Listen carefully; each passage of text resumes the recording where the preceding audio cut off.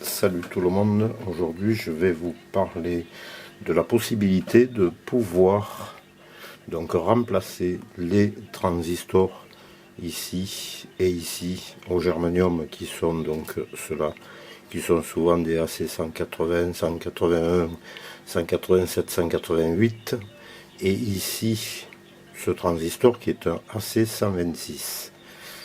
Donc il y a possibilité de modifier ça sur la partie régulation moteur, donc qui est ici.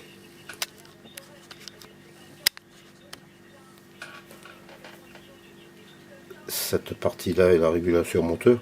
Il est possible de remplacer ce transistor AC187 par un BC 327. À condition de remplacer la résistance de 820 ohms par 1,5 kg ici.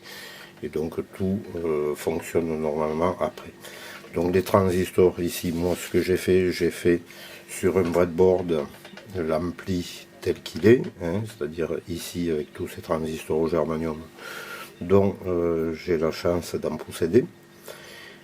Une CTN ici qui est une CTN de 120 ohms et j'ai enlevé donc cette CTN de 120 ohms ici. Cette CTN de 120 ohms est accolée au transistor ici pour réguler leur température. Au cas où il y a un emballement thermique, la CTN va être chauffée, donc sa résistance va diminuer, va faire diminuer la tension aux bornes des deux transistors, la tension interbase, et en faisant diminuer cette tension, donc les transistors vont se trouver moins conducteurs, et donc forcément vont diminuer, le courant va diminuer, et donc l'échauffement va s'atténuer.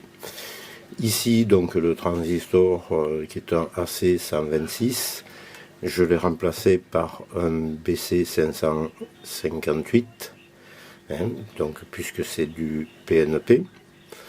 Ici, la diode de stabilisation du courant interbase et courant collecteur de ce transistor a été remplacé par deux diodes 1N41-48 qui, elles, seront accolées au radiateur des deux transistors qui servira à réguler donc l'emballement thermique possible des deux transistors.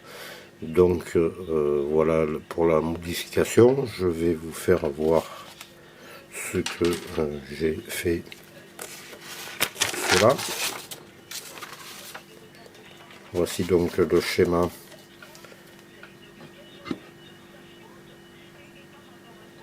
complet.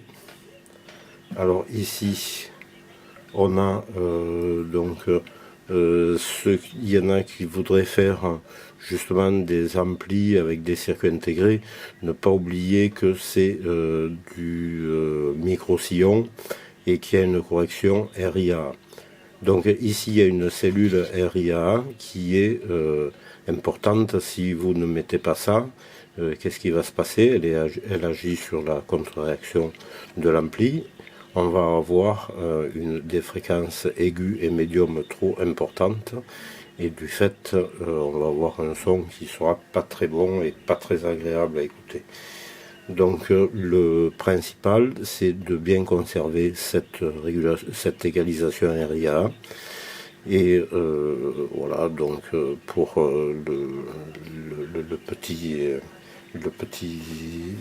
la petite explication du RIA. Donc là, le RIA en préaccentue les fréquences aiguës et médium, car les fréquences basses ne peuvent pas être trop diffusées ou gravées sur un disque, sinon qu'est-ce qui se passe?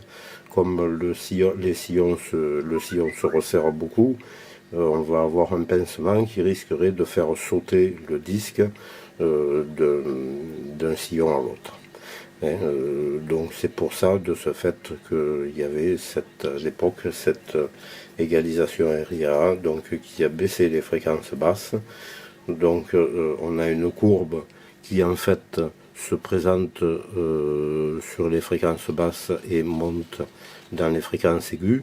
Et qu'est-ce qu'il faut faire? Il faut faire l'inverse pour la courbe RIA. Donc c'est ce qui se passe avec ce filtre-là.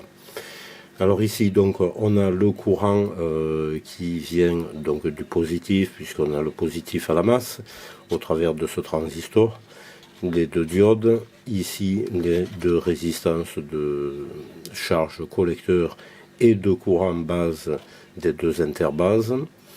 Ici, on a le condensateur de bootstrap qui sert à renforcer le courant dans des alternances négatives pour faire conduire davantage, pour conserver le courant, disons, collecteur et le courant base de transistor. C'est un condensateur réservoir. Ensuite, ici, on a une cellule Bouchereau pour éviter les suroscillations. Voilà, donc ici, découplage d'émetteurs. Ici, on a la contre-réaction avec un petit système un peu à part qui a été fait par Philips. Voilà, donc, et les modifications donc sont ici. Je vous ai noté ça.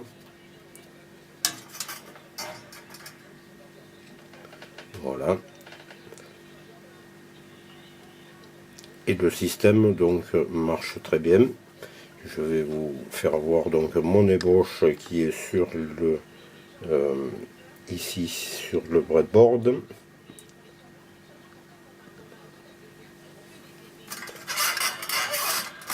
Voilà donc l'ébauche. Et je vais vous faire écouter donc ce que ça donne.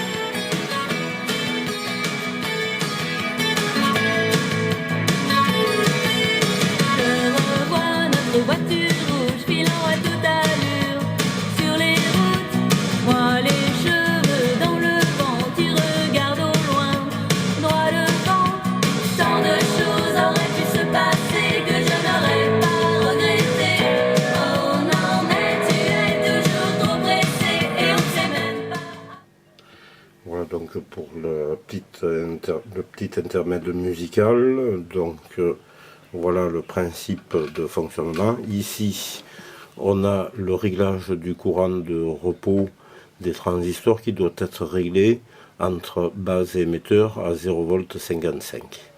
Si vous êtes au-dessus, on risque d'aller sur l'emballement thermique. Et donc après la régulation se fait par les deux diodes. Si on chauffe des diodes, donc leur résistance interne diminue et on fait aussi baisser le courant au travers des transistors. Donc ici on a un BC 327, ici on a un BC 328 et ici on a un BC 558. Voilà donc les petites modifications. J'avais fait donc au départ avec les transistors au germanium, donc ici ces trois transistors là. Et donc le système est concluant. Philips préconise donc ici on a une cellule qu'on peut couper, enfin qui est dessoudable, qui on appelait ça dans le temps une pastille Citroën. On enlève la soudure qui est au milieu et on intercale ici un milliampère-mètre. Il est conseillé de régler le courant circulant dans les transistors à 5 milliampères. Moi je vous conseille de prendre un voltmètre et de mesurer entre base et émetteur des transistors de façon à régler ici à 0,55 pour éviter donc la distorsion de raccordement. Ce qui est correct et qui fonctionne très bien quand on règle entre 0,55 et 0,56 mais ne pas excéder au-dessus. Et le raccordement est parfait avec cette tension-là.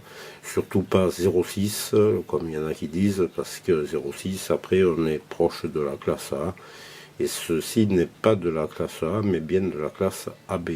Donc il faut bien fonctionner dans la classe AB, sinon si on est en classe A, on va avoir un échauffement trop important, les transistors n'accepteront pas et comme il n'y a pas ici de résistance d'émetteur sur les deux transistors, et bien fatalement il n'y aura pas de régulation par contre-réaction d'émetteur et on va avoir un emballement thermique très très rapide.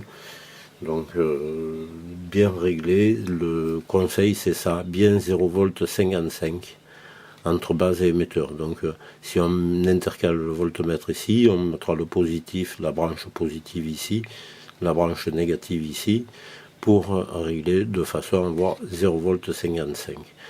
Et pour le cas ici, donc la branche positive sur la base et la branche négative sur l'émetteur, de façon à régler à 0,55 aussi. Donc voilà pour les modifs des amplis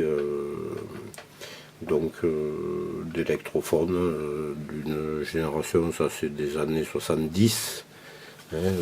Donc c'était ce modèle là, mais qui a eu plusieurs autres formes chez Philips.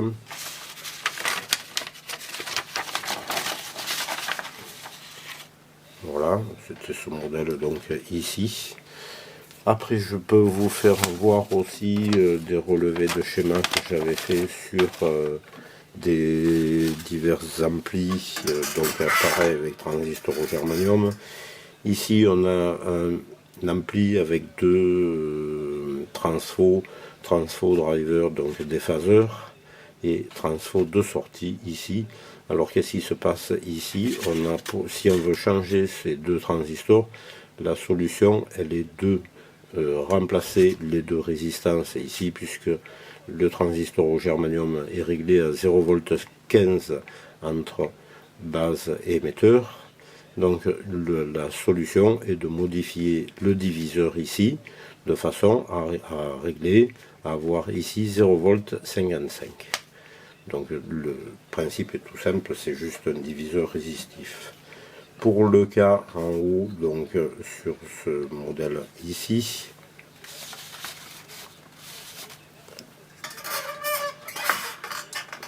donc ici c'est un ampli qui était constitué d'un transfo déphaseur seulement, avec deux transistors en sortie et une sortie prise médiane sur les deux piles de 4,5 V. Donc ici la solution elle est de virer les résistances CTN ici, de calculer de la même façon, de régler ici aussi le potentiel entre base et émetteur, base émetteur aussi ici. Donc il va changer ici ces deux diviseurs de façon à avoir 0,55 V. Voilà pour la petite explication des amplis. Après donc devant on a juste le transistor déphaseur, lui c'est pareil. Il faudra pareil avoir là, ça sera du 0,6 V parce que ici on travaille en classe A. Donc modifier le diviseur ici de façon à régler la tension ici à 0,6 V pour avoir une conduction acceptable pour le transistor driver. Ici le préampli donc à l'identique, on a un diviseur résistif, donc modifié ici aussi le diviseur résistif. Voilà pour ça. Et je vous dis donc à la prochaine vidéo, et restez bien confinés et réfléchissez à ce que vous pouvez faire pour vous occuper dans des systèmes comme ça. Et, on s'occupe et on ne pense pas au confinement. Voilà, à la prochaine vidéo.